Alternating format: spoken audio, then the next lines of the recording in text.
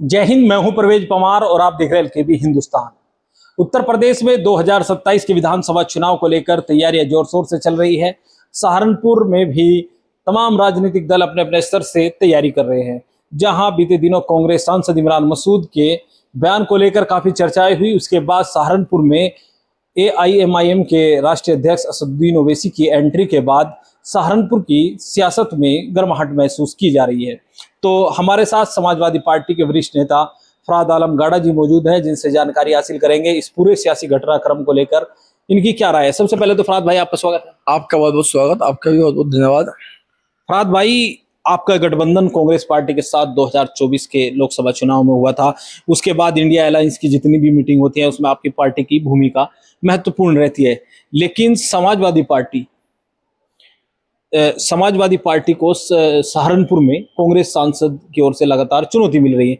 जबकि कल जब जंतर मंतर के लिए एक प्रेस कॉन्फ्रेंस सर्वदलीय हो रही थी, तो उसमें जयराम नरेश, जो कांग्रेस पार्टी के नेता हैं, सांसद हैं, वो धर्मेंद्र यादव को आगे करके खुद पीछे हो जाते हैं। तो जब राष्ट्रीय स्तर पर बॉन्डिंग कांग्रेस और सपा के नेताओं में है, तो सहारनपुर जनपद में ये क्या मामला चला है? परवेज भाई, हमारा गठबंधन कांग्रेस से है। हमारा गठबंधन, जिस आदमी आप बात कर रहे हो उससे हमारा गठबंधन नहीं है। हमारा गठबंधन कांग्रेस से है, हमारा गठबंधन खड़गे से है, हमारा गठबंधन राहुल गांधी से है, हमारा गठबंधन प्रियंका गांधी से है, हमारा गठबंधन एक सांसद से नहीं है, हमारा गठबंधन कांग्रेस पार्टी से है। अब कोई सांसद क्या बोल रहा, वो कोई कांग्रेस का नेता तो है नहीं कि वो पुराने दिन कांग्रेस चला रहा।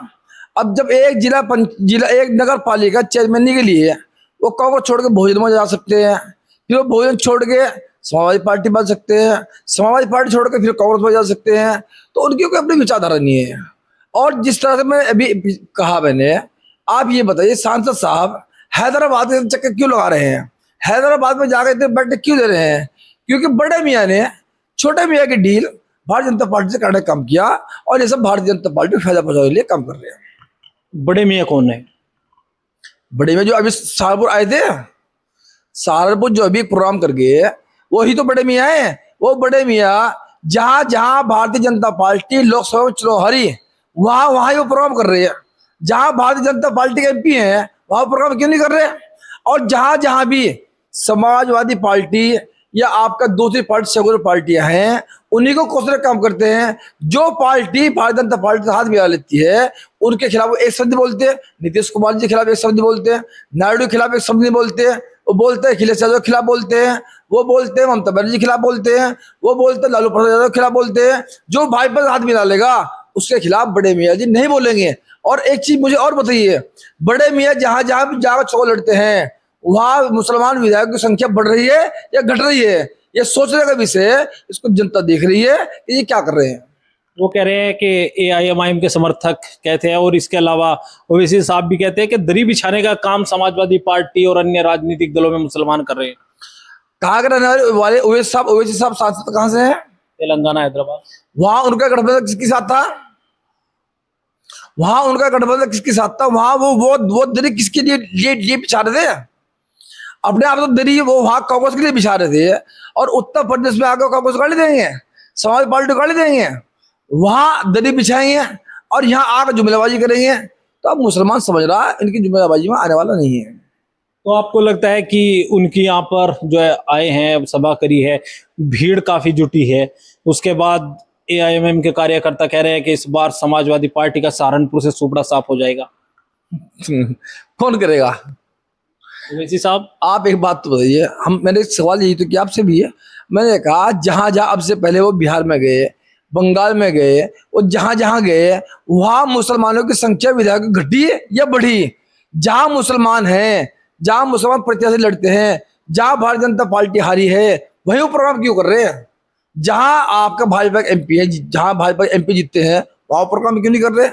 जहां भाजपा की सरकार है वहां प्रोग्राम क्यों नहीं कर रहे? लेकिन क्या है, उनको सीधे सीधा उनका एक मानना कि भारतीय जनता पार्टी कैसे मजबूत की जाए, सेकुलर पार्टी को कैसे कमजोर किया जाए। आप जिस राज्य से आते हैं उस राज्य में आप किससे गठबंधन करते हो, वहां आप किसको सपोर्ट करते हो, ये तो बताने का काम करें। तो आपको लगता है कि उनकी जो सहारनपुर या उत्तर प्रदेश में एंट्री हो रही है उसका कोई असर चुनाव पर नहीं पड़ेगा? जहां उनका प्रोग्राम हुआ, आप पत्रकार हैं, आप इस चीज का पता करें कि उसके 1 किलोमीटर के दायरे में कितने मदरसे वहां हैं। आखिर वो प्रोग्राम वहीं पे क्यों रखा गया? वो प्रोग्राम दिल्ली रोड में बहुत बड़ी जगह यहाँ पे खाली पड़ी है, जहाँ पे प्रोग्राम क्यों नहीं हुआ? जहाँ तामले तो प्रोग्राम होते वहां प्रोग्राम क्यों नहीं हुआ? लेकिन जहां वो प्रोग्राम हुआ उसके 1 किलोमीटर के दायरे में तमाम मदरसे हैं, और वो टाइम इस बस करके उसी टाइम क्यों रखा गया जिस टाइम मदरसों की छुट्टी होती है? वहां पे जिस टाइम मदरसों की छुट्टी होने का काम होता है वो उसी टाइम क्यों रखा गया? और रही बात ये, ओवैसी साहब ठीक है, मानते हैं, अच्छा बोलते हैं, बढ़िया बोलते हैं, लेकिन आप एक बार बैठकर अपने मन पे हाथ रख के ये सोचिए कि जो आप काम कर रहे हैं उसको मुसलमानों को हिस्सेदारी बढ़ रही थी में या हिस्सेदारी घट रही है? अच्छा, ये भी कहा उन्होंने कि समाजवादी पार्टी के साथ गठबंधन के लिए वो तैयार है, अगर सरकार बनानी है तो समाजवादी पार्टी को AIMIM से गठबंधन करना होगा। अरे भाई, एक बात तो बताओ, आप हिंदुस्तान में हैं, हिंदुस्तान में मुसलमानों ने सबसे बड़ी पार्टी कौन सी थी है? मुस्लिम लीग, जिसके इतने MP जीत के आते थे, कहाँ है आज वो? कहाँ है आज वो? और जिस तरह की आपकी बयानबाजी है, उस बयानबाजी से सेकुलर ताकतों को मजबूती मिलेगी, कमजोरी मिलेगी? जब नाराय तकबीर अल्लाह अकबर का आप नारा मारोगे, राजनीतिक मंच पे खड़े होगे, उससे क्या होगा? फायदा होगा, नुकसान होगा? बताइए मुझे आप। मतलब वो जिस तरह से मुसलमानों से खेल रहे हैं, मुसलमानों की भावनाओं से खेल रहे हैं, इससे फायदा होगा, नुकसान होगा? हाँ, हम मान लेते हैं।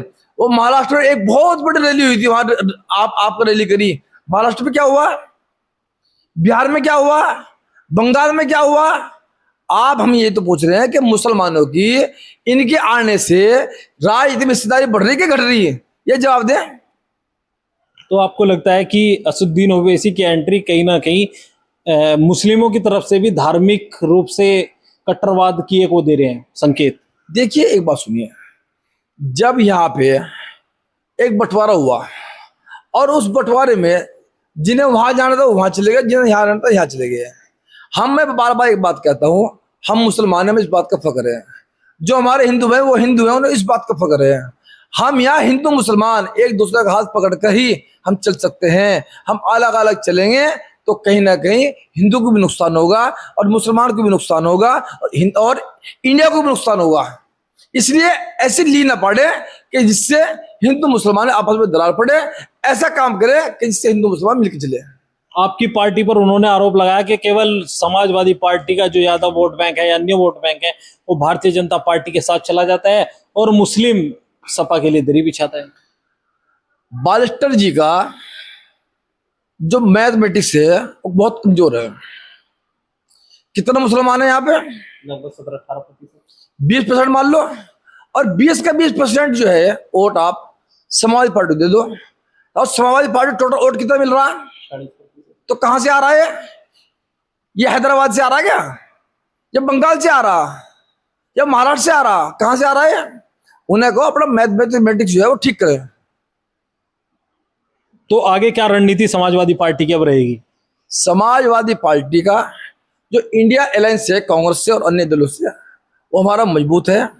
और उत्तर प्रदेश में हमारे राष्ट्रीय अध्यक्ष अखिलेश यादव जी की जो पीढ़ी उन्होंने बनाया, और जो पीढ़ी की रणनीति पे हमने उत्तर प्रदेश में भारतीय जनता पार्टी का 2024 में रथ रोकने का काम किया, उसी पीढ़ी की रणनीति के तहत माननीय राष्ट्रीय अध्यक्ष के नेतृत्व में अपने जो हमारे सहयोगी दल है उनको साथ लेकर हम यहाँ से भारतीय जनता पार्टी का रथ रोकने का काम करेंगे और राष्ट्रीय अध्यक्ष अखिलेश यादव जी को मुख्यमंत्री बनाने का काम करेंगे। कांग्रेस सांसद 7 सीटों पर चुनाव लड़ने का दावा कर रहे हैं। कौन होते हैं वो कौन होते हैं ये बात कहने वाले?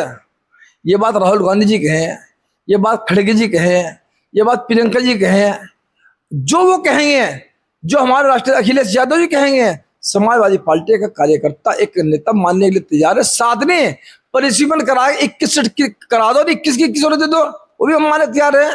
लेकिन हमारा गठबंधन कांग्रेस से है, किस सांसद से नहीं। तो 2027 के लिए आप तैयार हैं? बिल्कुल तैयार है, बिल्कुल तैयार है।